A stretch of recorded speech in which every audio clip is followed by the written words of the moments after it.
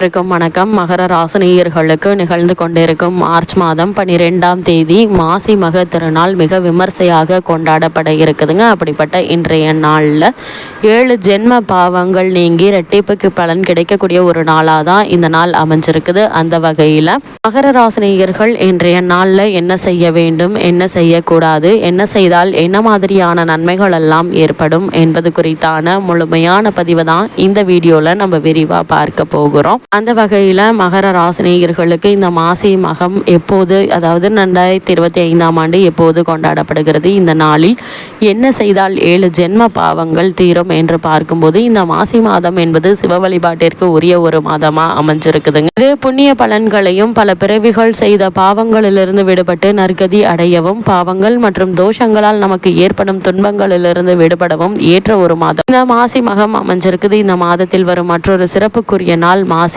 மகம் ஆகும். இந்த மாசி மகம் அன்று பல்வேறு கோவில்களிலும் தீர்த்தவாரி உற்சவம் நடைபெறுங்க. இந்த நாளில் மனிதர்கள் மட்டுமின்றி தெய்வங்களும் புனித நீராடுவது வழக்கமாக உள்ளது. அப்படிப்பட்ட இந்த மாசி மகம் அப்படின்னா என்ன என்று பார்க்கும்போது தமிழ் மாதங்களில் 9வது மாதமாக வரும் மாசி மாதத்திற்கு பல சிறப்புகள் உண்டு. அதில் முதன்மையானதாக இருப்பது மகா சிவராத்திரி. இதைத் தொடர்ந்து மிகவும் சிறப்புக்குரிய புண்ணிய நாளாக கருதப்படுவது மாசி மகம். மாசி மாதத்தில் மகம் நட்சத்திரம் வரும் நாளை மாசி மகம் என்ன கொண்டாடுகிறோம். இது பல்வேறு ஆன்மீக சிறப்புகளை பெற்ற நாள் என்பதோடு பாவங்களை போக்கி அளவில்லா புண்ணிய பலன்களை தரும் மாதமாகவும் இருக்கிறது. இந்த நாளில் கும்பகோணம் மகாமக குளத்தில் புனித நீராட ஏராளமான பக்தர்கள் குவிவதுண்டு. அப்படிப்பட்ட இந்த மாசி மகத்தினுடைய சிறப்புகள் என்ன என்று பார்க்கும்போது மாசி மாதத்தை கடலாடும் மாதம் என்பார்கள். இந்த மாதத்தில் புண்ணிய நதிகள், கோவில், களம், கடல் என எங்கும் சென்று புனித நீராடினாலும் அது மகத்தான பலனை தருவதுடன் நம்முடைய பல ஜென்ம பாவத்தை போக்கக்கூடியதாகவும் கங்கை நதியை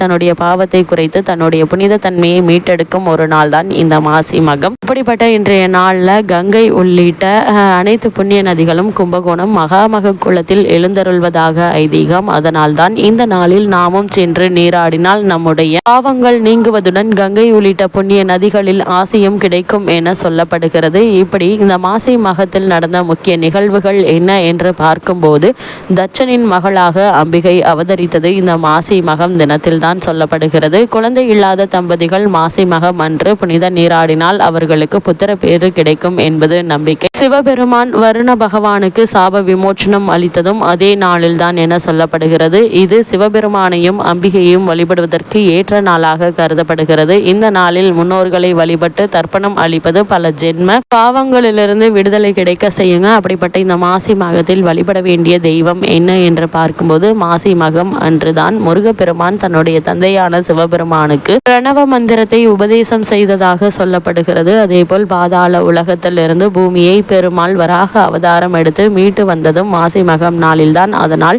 இந்த நாளில் சிவபெருமான், அம்பாள், முருகப்பெருமான், முன்னோர்கள், குலதெய்வம் என எந்த தெய்வத்தை வேண்டுமானாலும் வழிபடலாம். மாசி மகம் அன்று விரதம் இருந்து வழிபடுவதால் சகல சௌபாகியங்களும் கிடைக்கும் என்பது நம்பிக்கை. அந்த வகையில் இந்த மாசி மகம் 2025ஆம் ஆண்டு எப்போது கொண்டாடப்படுகிறது என்று பார்க்கும்போது இந்த ஆண்டு மார்ச் மாதம் 12ஆம் தேதி புதன்கிழமை மாசி மகம் அமைகிறது. அன்றைய தினம் அதிகாலை 3:53 மணி துவங்கி மார்ச் 13ஆம் தேதி காலை 5:09 மணி வரை மகம் நட்சத்திரம் உள்ளது. அதேபோல் மார்ச் 12ஆம் தேதி காலை 10:50 துவங்கி சதுர்தசி திதி உள்ளதால் சிவ வழிபாடு செய்வதற்கு மிக உகந்தது. சதுர்தசி சிவனுக்குரிய திதியாகும். இந்த திதியில் வழிபடுபவர்களுக்கு சிவபெருமானின் அருளும் பாவங்களிலிருந்து விடுதலையும் கிடைக்கும் என்பது நம்பிக்கை.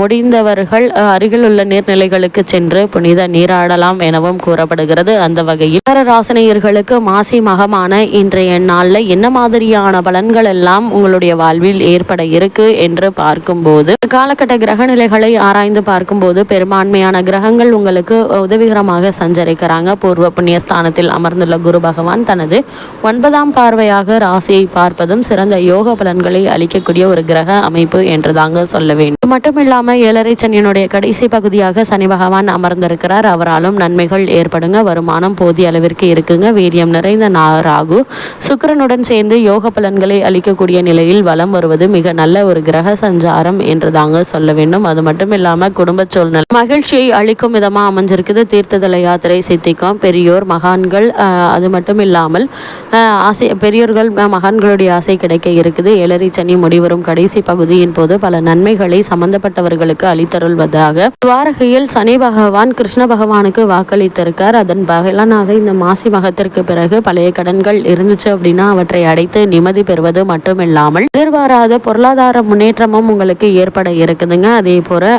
நிம்மதி பெற வழிபிறக்க இருக்குது. சனி பகவான் திருமண முயற்சிகள்ல நல்ல வரன் அமையுங்க. முயற்சிகள் அனைத்திலுமே வெற்றி கிடைக்கக்கூடிய ஒரு தருணமா அமைஞ்சிருக்குது. மகர ராசி சேர்ந்த உத்தியோகஸ்தர்களுக்கு இந்த மாசி மகத்திற்கு பிறகு என்ன மாதிரியான நன்மைகள் எல்லாம் உங்களுடைய வாழ்வில் ஏற்பட இருக்கு என்று பார்க்கும்போது, நீங்கள் வேலை பார்க்கும் இடத்தில் அனைவருடைய ஒத்துழைப்பும் கிடைக்க இருக்குதுங்க. மேலதிகாரிகள் உங்களுடைய திறமையையும் நேர்மையையும் பாராட்டுவாங்க. இதுவரை எந்தவித காரணமுமே இல்லாமல் நிறுத்தி வைக்கப்பட்டிருந்த ஊதிய உயர்வு, பதவி உயர்வு ஆகியவற்றை தற்போது நீங்கள் தாராளமாக எதிர்பார்க்கலாங்க. அவ்வப்போது எதிர்காலத்தை பற்றிய கற்பனையான பல கவலைகள் மனதை அறிக்குங்க. சக ஊழியர்கள் சுமூகமாக பழகுவாங்க. வெளிநாடு சென்று வேலை பார்க்க வேண்டும் என்ற ஆர்வம் இருந்துச்சு அப்படின்னா அதற்கான முயற்சிகளை தற்போது நீங்கள் தாராளமாக மேற்கொள்ளலாங்க. அதே போல எளிதில் வெற்றி கிடைக்க இருக்கு. சூரியனுடைய நிலையினால அரசாங்க அதிகாரிகளுக்கு இடமாற்றம் ஏற்படுவதற்கான சாத்தியக்கூறுகள் இருக்குதுங்க. இந்த காலகட்டங்களில் சிலருக்கு அரசியல் பிரமுகர்களின் பிரச்சனைகள் ஏற்படுங்க. அன்றாட கடமைகளை நீங்கள் கவனமாக இருப்பது நல்லது. அதே போல மகர ராசி நேயர்கள் தொழில் மற்றும் வியாபாரம் செய்பவர்களுக்கு மேலும் என்ன மாதிரியான நன்மைகள் எல்லாம் ஏற்பட இருக்கு என்று பார்க்கும்போது,